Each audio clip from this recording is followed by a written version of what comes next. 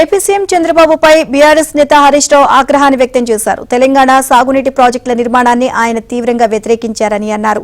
కాళేశ్వరం ప్రాజెక్టును వ్యతిరేకిస్తూ ఆయన కేంద్రానికి లేఖ రాశారని, తాను కాళేశ్వరంను అడ్డుకోలేదని ఇప్పుడు చెప్తున్నారని అన్నారు. అలాగే పాలమూరు, డిండి, కల్వకుర్తి పథకాలను కూడా వ్యతిరేకిస్తూ మరో లేఖ రాశారు అని గుర్తు చేశారు. కాళేశ్వరం ప్రాజెక్టును ఆపలేదు అని వారు మాట్లాడుతున్నారు. ఇక నేను లెటర్ కూడా చూపిస్తా.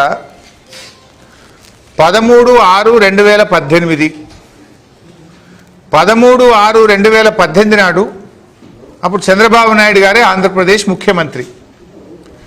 ఆంధ్రప్రదేశ్ ముఖ్యమంత్రిగా చంద్రబాబు నాయుడు కేంద్ర ప్రభుత్వానికి కాళేశ్వరంను వ్యతిరేకిస్తూ రాసిన లేఖ.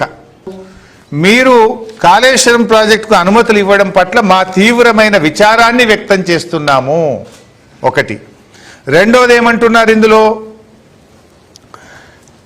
మీరు కాళేశ్వరం ప్రాజెక్టు ఇచ్చినటువంటి అన్ని అనుమతులను వెంటనే నిలిపివేయాలని, ఈ అనుమతులను నిలిపివేసి తెలంగాణ ప్రభుత్వాన్ని ఆదేశించి కాళేశ్వరం ప్రాజెక్టు పనులు ఆపివేయాలి అని చెప్పి ఇది ఆంధ్రప్రదేశ్ ప్రభుత్వం చంద్రబాబు నాయుడు గారు ముఖ్యమంత్రిగా ఉన్నప్పుడు కాళేశ్వరం ప్రాజెక్టు మీద రాసినటువంటి లేఖ. కానీ ఆయన గారు నిన్న ఏమన్నారు, కాళేశ్వరం నేను ఎప్పుడూ అడ్డుకోలేదు అని మాట్లాడారు.